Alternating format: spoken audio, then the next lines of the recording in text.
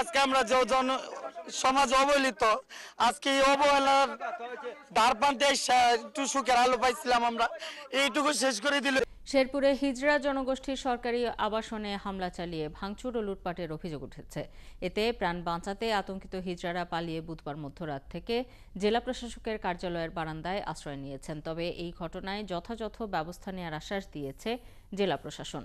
শাকিল মুরাদের তথ্য ছবিতে প্রতিবেদন। শেরপুর সদর উপজেলার কামারিয়া ইউনিয়নের আন্ধারিয়া সুতিরপাড় গ্রাম। এ গ্রামে সরকারি উদ্যোগে তৈরি করা হয় স্বপ্নের ঠিকানা নামের এই গুচ্ছ গ্রাম। এরপর থেকে জেলার প্রায় সব হিজড়ারা এই গ্রামে থাকতে শুরু করেন। কিন্তু গেল বুধবার অতর্কিতভাবে অর্ধশতাধিক দুর্বৃত্ত হামলা চালায় এই গুচ্ছ গ্রামে, ভাঙচুর করে লুটপাট করে ঘরের মালামাল। আতঙ্কিত হিজড়ারা প্রাণ রক্ষায় রাতেই আশ্রয় নেন জেলা প্রশাসক কার্যালয়ের বারান্দায়। সরকার পতন হওয়ার পর থেকে আন্দোলন শুরু করছে, আজ ভাঙবো কাল ভাঙবো, ভাঙতে ভাঙতে কালকে রাত্রে হামলা দিচ্ছে। আজকে আমরা যে সমাজ অবহেলিত, আজকে এই অবহেলার দ্বার প্রান্তে একটু সুখের আলো পাইছিলাম আমরা, এইটুকু শেষ করে দিল। গুরুস্থানে যা পলাইছিলাম, গুরুস্থানে পরে নাইট মারা করতেছে, কাউকে ধরে মারো, ধরে মারো, আমরা পরে জীবন নিয়ে পরে ওদিক দিয়ে গেছি গা। ডিসির সাথে বুঝুক, সরকারের লগে বুঝুক, কিন্তু আমাগর যে এরকম হেস্ত করলো, আমাগর যা কামাই করছি সব এরা লুটপাট করলো। বৃহস্পতিবার দুপুরে দুষ্কৃতকারীদের গ্রেপ্তার ও বিচারের দাবিতে জেলা প্রশাসকের কার্যালয়ের সামনে মানববন্ধন করে স্মারকলিপি দেন তারা। পরে সদর থানায় ২৬ জনের নাম উল্লেখ করে ৫১ জনের নামে মামলা দায়ের করেন। পুলিশ এবং সেনা সদস্যরা এরপর ঘটনাস্থল পরিদর্শন করেন।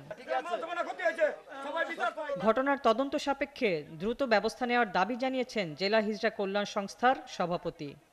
দেশবাসীর কাছে আমার অনুরোধ, সরকারের কাছে আমার অনুরোধ, এই সন্ত্রাসীদের দৃষ্টান্তমূলক শাস্তির ব্যবস্থা করা হোক, যারা আমার শেষ আশ্রয়টুকু কেড়ে নিতে যাচ্ছে। এদিকে গ্রামে হিজড়াদের বসতি গড়ার পর থেকে অসামাজিক কার্যকলাপ বেড়ে গেছে বলে দাবি স্থানীয়দের। তাদের অন্য জায়গায় সরিয়ে দেওয়ার আহ্বান জানিয়েছেন তারা।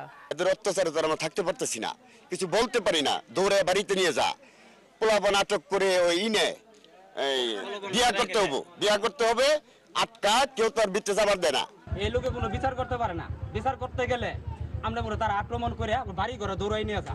তবে এ ঘটনায় তদন্ত সাপেক্ষে যথাযথ ব্যবস্থা নেওয়ার আশ্বাস দিয়েছেন ভারপ্রাপ্ত জেলা প্রশাসক। তদন্ত প্রতিবেদনে যারা দোষী সাব্যস্ত হবেন তাদের প্রত্যেকের বিরুদ্ধে আমরা কঠিন অ্যাকশন নেব। সরকার তাদেরকে পুনর্বাসন করেছে এবং সরকার তাদের নিরাপত্তা নিশ্চিতে সর্বোচ্চ অগ্রাধিকার দিয়ে কাজ করছে। জেলা প্রশাসনের উদ্যোগে ২ একর খাস জমিতে ২০২১ সালে ৪০ জন হিজড়াকে জমিসহ ঘর বুঝিয়ে দেয় তৎকালীন জেলা প্রশাসক। এতে ব্যয় হয় প্রায় ৭০ লাখ টাকা। হাসিবা আলী বর্ণা, ৭১।